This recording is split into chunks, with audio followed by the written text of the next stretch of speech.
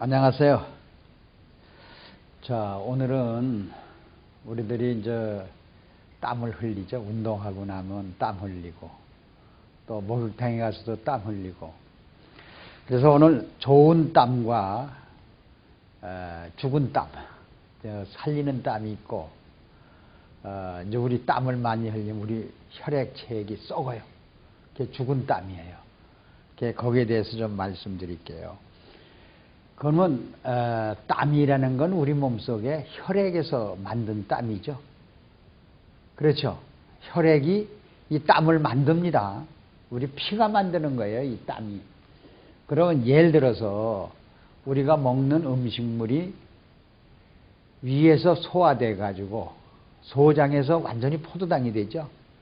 그것이 우리 혈액 속에, 육모터리에서 혈액 속에 들어가죠. 그럼 그것이 뭐예요? 3대 영양소 아닙니까? 탄수화물, 단백질, 지방질, 비타민, 미네랄. 이 5대 영양소가 혈액 속에서 우리 뺑뺑뺑뺑 돌면서 신진대사가 일어나죠. 영양분을 날라다주고. 그러면 실질적으로 이것이 피 속에 있단 말이에요. 이것이 피가 우리 땀을 만들어요. 땀 조직액을 만들어요. 다시 말하자면 우리 이 피부에는 강이 있어요. 탱크가 있어요. 그럼 탱크가 피부에 물이 고인 거죠. 그 수분이 고인 거예요, 땀이. 그러면 이 수분이 바로 운동을 하면 피부 구멍으로 빠져나오죠. 땀을 흘리면 빠져나오죠. 그런데 이 수분이 죽은 땀이냐 살아있는 땀이냐 이것이에요. 그러면 이 수분이, 땀 수분이 면역이 있다, 살아있는 땀일 것 같으면은 피부 속에는, 피부 구멍에는 뭐가 살아요? 외부에서 세균이 들어와 살죠. 그 세균을 죽일 능력 있는 땀이래야 돼요. 그렇죠? 세부 구멍에 존재하는 곰팡이나 우리 발바닥에는요, 무좀 세균이 들어오죠. 발바닥에는 땅구녕 있죠, 그도요. 거기에 얼마나 신발의 냄새를 통해서 세균이 들어오죠. 거기에 무좀이 생기는 사람은 죽은 땀을 가진 사람이에요. 무좀이 없는 사람은 살아있는 땀을 가지고 있는 사람이죠. 그러면 이 수분 자체가 면역이 있느냐, 면역이 없느냐. 여러분, 바닷물은 세균이 번식해야 안 해요? 못하죠? 그죠? 그 면역 있는 물이죠? 우리 혈액도 면역 있는 물이 되겠죠? 그럼 무좀이 생기고 가려움증이 생기는, 아토피가 생기는 그러한 수분은, 땀은 죽은 땀이죠? 그렇죠? 살아있는 땀이 돼야 되겠죠? 이것을 우리가 알지 못해요. 그저 무좀이 생기고 피부병이 생기면 연고나 바를 줄 알고, 소염진통제, 항생제를 먹으면 죽는 줄 알고, 왜 면역, 이 수분 자체를, 면역을 길러줄 수 있는 방법을 알지를 못하는 거예요. 그죠? 그걸 알아야만이 우리 몸을 재발이 안 되는 거예요. 그저 서양의학은 그저 세균을 원수같이 얘기해가지고 소염진통제, 항생제, 아스피린 같은 거 먹죠. 이게 완전히 잘못된 것을 우리가 알 수가 있는 거예요. 그래서 자, 바로 혈액 체액이, 땀이, 가려움증 하나 고치지 못하는 땀은 혈액이 죽은 혈액이에요. 그렇죠? 죽었지, 혈액이 죽었죠? 피순 아니. 그러면 여러분들 이 손끝을 취했을 때 이걸 침으로 따보면 새까맣죠? 그 죽은 피예요. 그런 사람들은 죽은 땀을 흘리는 거예요. 가려움증 있는 사람은 전부 죽은 땀입니다. 그럼 그래서 오늘날 아토피를 고쳐요? 못 고치죠? 전부 죽은 땀을 가지고 있기 때문에 못 고치는 거예요. 지금 아토피가요, 90%가 아토피가 있대요. 모든 성인이나 아이들이 나요. 그럼 전부 죽은 피를 가지고 있다는 얘기예요. 피가 뭘 만들어요? 땀을 만든다고 그랬죠, 제가. 여러분, 그래서 저희 저염고미 의학에서 볼 때요, 운동을 해서 땀을 많이 흘리는 사람, 사우나에 가서 땀을 많이 흘리는 사람, 그럼 그 땀 속에 저염고미, 비타민, 미네랄이 3대 영양, 5대 영양소 한꺼번에 빠져나와요, 땀 속에. 그럼 혈액 속에 점점 묽어져요, 안 묽어져요? 농도가 흐려지죠? 탄수화물, 단백질, 지방질, 비타민 그것이 같이 빠져나와요. 같이 빠져나오면은 많이 땀을 흘리는 사람만 빠져나옵니다. 그럼 많이 빠져나오면, 그러면 심지어요, 뼈 속에 있는 칼슘까지 녹아서 빠져나와요. 뼈 속에 있는 그 칼슘, 단백질 그런 것이 왜 빠져나오냐? 땀을 많이 흘리니까 우리 몸속에 수분이 막, 피 속에 있는 수분이 막 빠져나갈 거 아니에요. 함께 빠져나와요. 그러다 보면 우리 혈액 속에 미네랄, 비타민이, 산소가 전부 같이 빠져나오거든요. 그럼 농도가 흐려지니까 빈혈이 일어나요. 그런 사람들. 그 햇빛에 섰다가 탁 쓰러지는 사람 있죠? 일사병. 이런 사람들. 그래서 뼈 속에 칼슘까지 빠져나오는 게 이 땀입니다. 그러면 혈액 체액의 농도 균형이 깨어져서 그런 사람은 첫째 소화가 안 돼요. 위액이 흐려졌기 때문에. 땀을 많이 쏟은 사람은 소화가 안 돼요. 배설이 안 돼요. 변비가 와요. 장에 염증이 생겨요. 손발이 저려요. 그리고 땀 많이 흘린 사람 근육 경련이 일어나. 눈이 깜빡하고 경련이 일어나. 이게 경련이라는 게 쉬질 않아요. 그 다음에 심하면 악성 부정맥이 생겨요. 숨쉬기가 곤란해. 호흡이 곤란해서 돌연사가 와요. 땀 많이 흘린 사람. 그래서 여러분들 신문에 보면 마라톤을 뛰다가 다른 건에 쓰러 죽는 사람 나오죠? 돌연사. 나와요, 안 나와요? 나와요. 이 땀을 많이 흘린 사람이 돌연사가 오는 거예요. 여러분들이요. 왜? 몸속에 있는 모든 영양분이 다 빠져나오니까 그냥 쓰러져 가지고 숨을 멈추는 거예요. 그 다음에 저염고미 여기서 볼 때는요, 이 땀은요 도둑놈이라고 봐야 돼요. 도둑놈 아니에요. 우리 미네랄 다 영양소까지 같이 뺏어 가지고 흘러가는 도둑놈이라고 여러분들 보시면 돼요. 그러면 땀은 어떻게 만들어지느냐? 여러분 이걸 아셔야 돼요. 우리 배설하는 과정이 몇 군데 있습니까? 어디 우리 몸에서 4군데 있죠. 처음에 소변이죠. 그 다음에 폐죠. 우리가 말할 때 이거 뭐가 막 나가죠. 이산화탄소가 나가는 겁니다.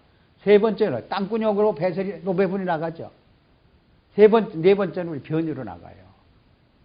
이렇게 배설하는 건 4군데인데 여러분들 이제 우리가 이런 사람을 내가 잘 그리는데 한번 보세요. 이 피부 이렇게 이제 겉으로 한번 봅시다. 여기 피부 저장 탱크가 있어요. 물 탱크가 있는데요. 이 탱크가 이렇게 속에요. 이게 피 속에서 나온 배설물이에요. 피를 배설하는 데를 피부 저장 탱크로 전부 나오게 돼 있어요. 그러면 이 속에는 우리가 먹은 5대 영양소가 다 들어 있습니다. 피부 저장 탱크에는요. 그런데 여기서 잘 들으셔야 돼요. 95%가 영양분이 있어요. 여기 전체 이 탱크예요. 근데 95%가 있는데 실제로 어떤 땀을 흘려야 되냐면 맹물은 5%, 독성분은 95%를 빼내야 돼요. 이것이 진짜 좋은 땀, 살아있는 땀을 흘리는 거예요. 몇 프로 땀을 흘려야 돼요? 독성분이 우리 피 속의 독성분이 95%를 배설을 해야 이게 좋은 땀을 흘리는 거예요. 그럼 맹물은 그런데 운동을 하거나 찜질방에서 땀을 많이 흘리면 100%가 다 재흡수가 되질 않고 그럼 영양분이 재흡수가 돼야 되겠죠. 여기 재흡수가 돼야 돼요. 신장도 재흡수된다고 배웠죠. 그러면 신장도 재흡수가 되듯이 이 땀 속에 땀 저장 탱크에 모든 영양이 다 들어있어요. 근데 한꺼번에 땀을 흘리니까 그냥 한꺼번에 빠져나오는 거예요. 쉬질 못하고요. 그러면 95%가 전부 영양분이 빠져나오겠죠. 그래서 빈혈, 돌연사가 오는 겁니다. 무슨 소리인지 아시죠? 그래서 땀은 걷는 땀은 괜찮아요. 걷는 땀을 흘리는 거는 영양분은 재흡수가 되고 나머지 95% 독성분과 맹물 5%만 빠져나오기 때문에 굉장히 좋은 겁니다. 그러나 갑작스레 뛴다든가 갑작스레 목욕탕에 쫙 땀을 흘리는 땀이 있죠. 그건 영양소까지 가득, 그래서 빈혈이라잖아요. 앉았다 그러면 목욕탕에 오래 있다가 나오면 어때요? 어찌렁하죠? 내 몸속에 있는 힘들여 먹은 소화시킨 그 영양분까지 재흡수가 안 되고요. 그냥 빠져나오고. 그러면 이 피부에 뭐가 남았어? 영양소가 없으니까 세균이 막 들어가서 가려움증이 생기는 거예요. 또 몸 자체에서 세균이 발생하니까 아토피가 생기는 겁니다. 이렇게 원인을 알면 고칠 수가 있겠죠. 원인을 알아야 고쳐져요. 그러니까 목욕탕에 가기 전에 우리가 저염곰이 있죠. 그것이 삼탑장에서 빠져나가도 그걸 먹고 물에 타서 좀 먹고 가면 필요가 없어요. 이게 빠져나가죠? 그럼 목욕탕에 갔다가 또 먹어요. 그러면 보충이 되죠. 그럼 빈혈이나 살아있는 땀을 흘리는 거예요. 보충 안 해주면 죽은 땀을 흘릴 수밖에 더 있겠습니까? 우리는 천상 먹어야만 되기 때문에. 그죠? 먹지 않고는 우리 몸에서 에너지를 얻을 수가 없죠. 먹지 않고는 살아있는 리퀴드맥을 먹을 수가 없죠. 우리 인간은요. 먹어야만이 우리 몸에서 에너지를 내고 배설을 할 수 있으니까요.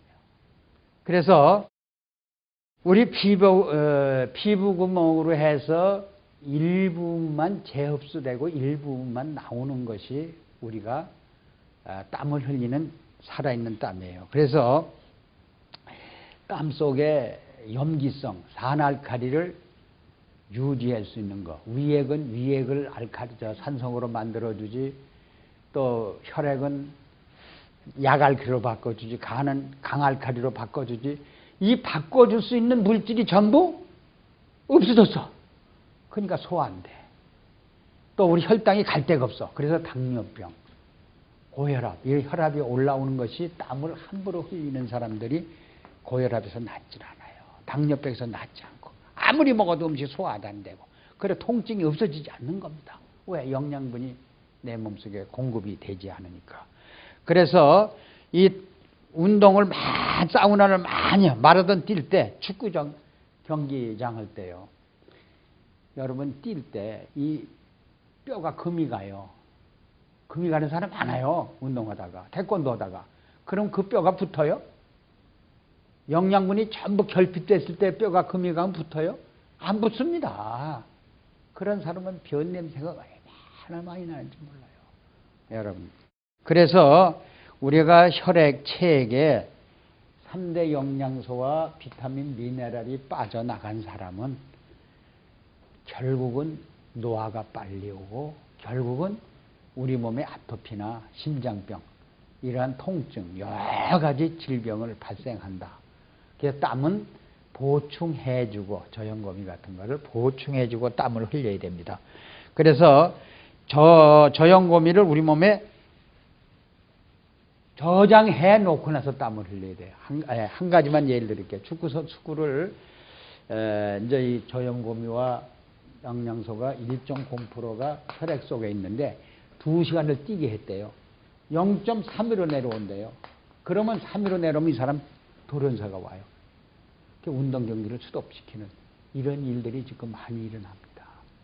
그래서 우리는 살아있는 땀을 흘리자 하는 얘기를 하고 싶어요. 자, 오늘 여기서 첫째 강의는 마치겠습니다. 감사합니다.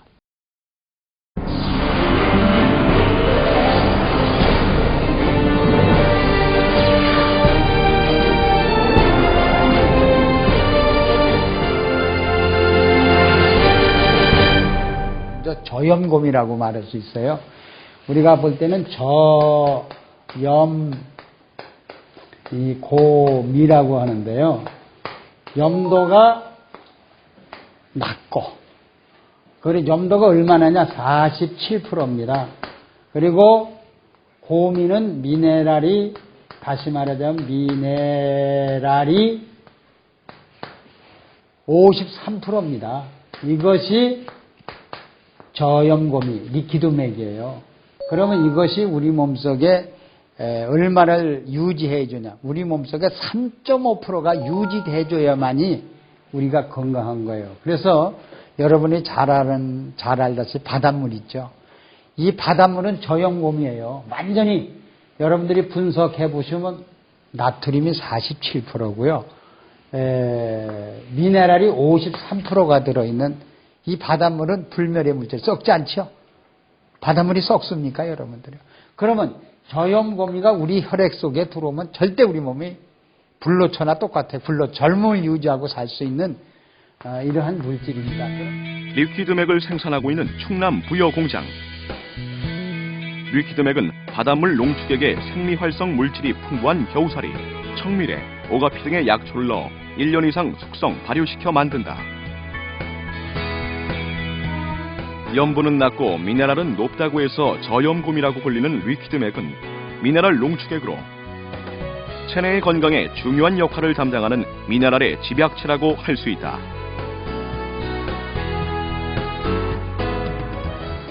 리퀴드맥은 이런 미네랄 중에서도 과다하게 섭취하면 인체에 해로울 수 있는 나트륨은 적게, 유익한 다른 미네랄은 많이 채운 최상의 미네랄 농축액이라고 할 수 있다.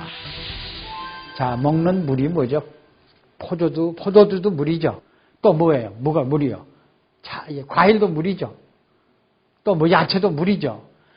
자, 여러분이 먹는 모든 물이나 야채나 과일이나 밥이나 죽이나 모든 음식에 떨어뜨려 섭취만 하면 혈액 체액이 저염고미가 맞춰주니까 pH가 유지됨으로 해서 그 대신에요, 유지되는 것보다 경련이 일어났던 분이 싹 없어져요. 그리고 피부병이 가렵질 않아요. 그 다음에 쥐나는 게 또 없어지고요. 그래서 이러한 우리 몸속에는 저염고미를 사용처가 어디냐? 모든 음식, 우리 입으로 들어가는 음식은 난 다만 들어를 먹어도 뿌려서 먹어요. 리퀴드맥은 우리의 식생활 전반에 걸쳐 두루 사용될 수 있다.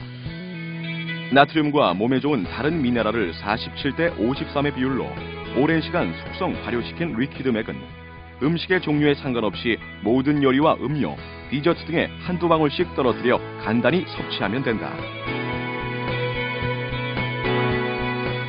또한 리퀴드맥을 넣어 먹게 되면 특유의 짭짤한 맛이 더해져 음식을 더욱 맛깔나게 만든다. 여러분이 3일 후에 본 애견은요, 리퀴드맥을 섭취시키고 리퀴드맥을 피부에 발라준 후 3일이 어떻게 변하지 아십니까? 곰팡이 냄새가 없어졌고 피고름도 심했었는데 사라졌고, 노란색이니 또 빨간 부분이니 검은색 부분이 많이 피부도 좀 윤택해지면서 흔적이 많이 사라졌어요. 그런데 동물병원에 15일 후에 다시 그 애견을 바라보니까요, 먹이고 바라고 섭취를 시켰던 15일 후에 그 애견은요, 얼굴이 확 달라졌어요. 자, 피부병이 있었는지 없었는지 얼굴 자체가 아주 모양이 변해버렸어요. 그리고 눈이 반짝반짝 빛나고요. 그리고 결막, 안염이